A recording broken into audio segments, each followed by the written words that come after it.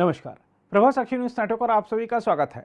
संसद के नए भवन में पेश किए गए पहले विधेयक यानी नारी शक्ति वंदन विधेयक पर चर्चा की शुरुआत करते हुए कांग्रेस की पूर्व अध्यक्ष सोनिया गांधी ने सरकार से आग्रह किया है कि कानून बनने के साथ इसे जल्द से जल्द लागू भी किया जाए, क्योंकि इसे लागू करने में देरी भारत की महिलाओं के साथ घोर नाइंसाफी होगी।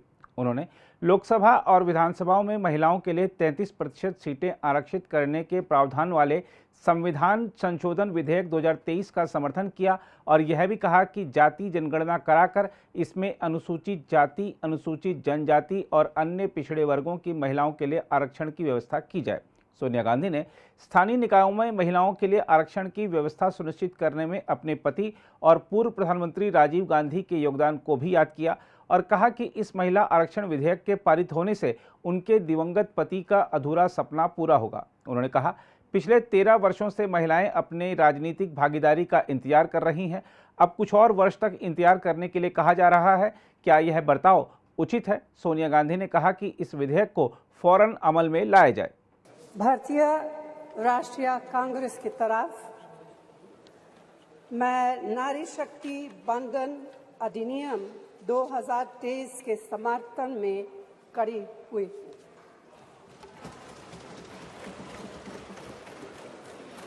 धुएं से भरी हुई रसोई से लेकर रोशनी से जगमगाती हुई स्टेडियम तक भारत की स्त्री का सफर बहुत लंबा है, लेकिन आखिरकार उसने मंजिल को छू लिया है।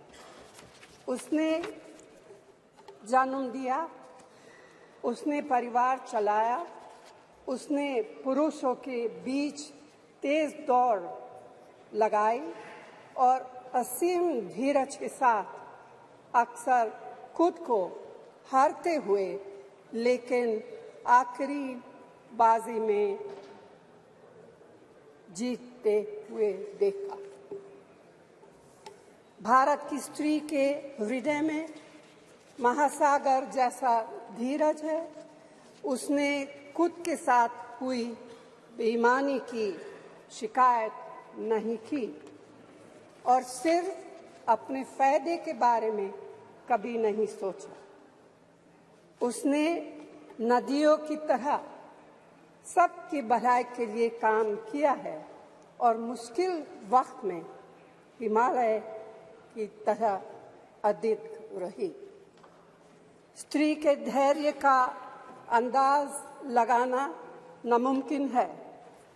वह आराम को नहीं पहचानती और तक जाना भी नहीं जानती। हमारे महान देश की माँ है स्त्री, लेकिन स्त्री ने हमें सिर्फ जन्म ही नहीं दिया है, अपने आंसुओं खून पसीने सींचकर हमें अपने बारे में सोचने लायक, बुद्धिमान और शक्तिशाली भी बनाया है। अध्यक्ष महोदय, स्त्री का मेहनत, स्त्री का गरिमा और स्त्री के त्याग की पहचान करके ही हम लोग मनुष्यता की परीक्षा में पास हो सकते हैं। आज़ादी की लड़ाई और नए भारत के निर्माण के हर मोर्चे पर स्त्री पुरुष के साथ कंधे से कंधा मिलाकर लड़ी है। वह उम्मीदों, आकांक्षाओं, तकलीफों और घर गृहस्थी के बोझ के नीचे नहीं दबी।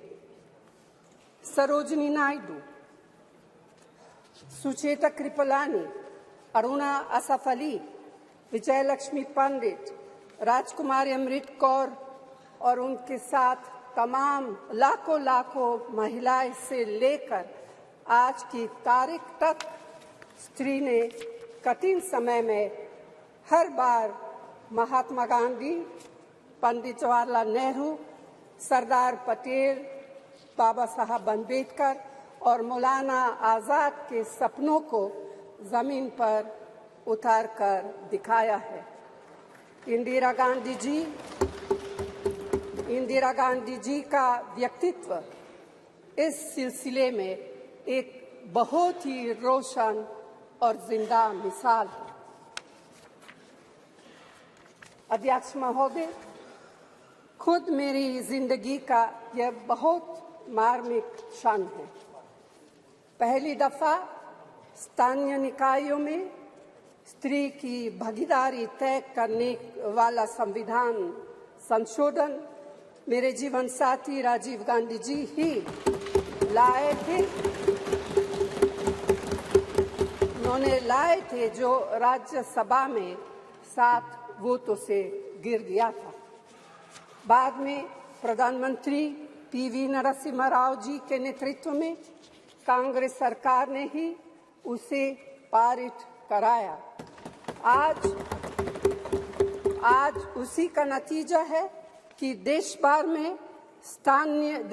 के स्थानीय निकायों के जरिए हमारे पास 15 लाख चुनी हुई महिला नेता है। राजीव गांधी जी का सपना अभी तक आधा ही पूरा हुआ है। इस बिल के पारित होने के साथ ही वह पूरा होगा। अध्यक्ष महोदय, कांग्रेस पार्टी इस बिल का समर्थन करती है। हमें इस बिल के पास होने से खुशी है, मगर इसके साथ साथ एक चिंता भी है। मैं एक सवाल पूछना चाहती हूँ।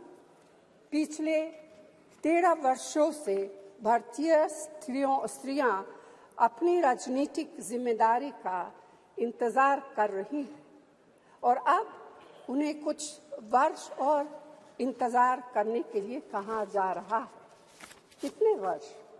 2 वर्ष, 4 वर्ष, 6 वर्ष, 8 वर्ष? क्या भारत की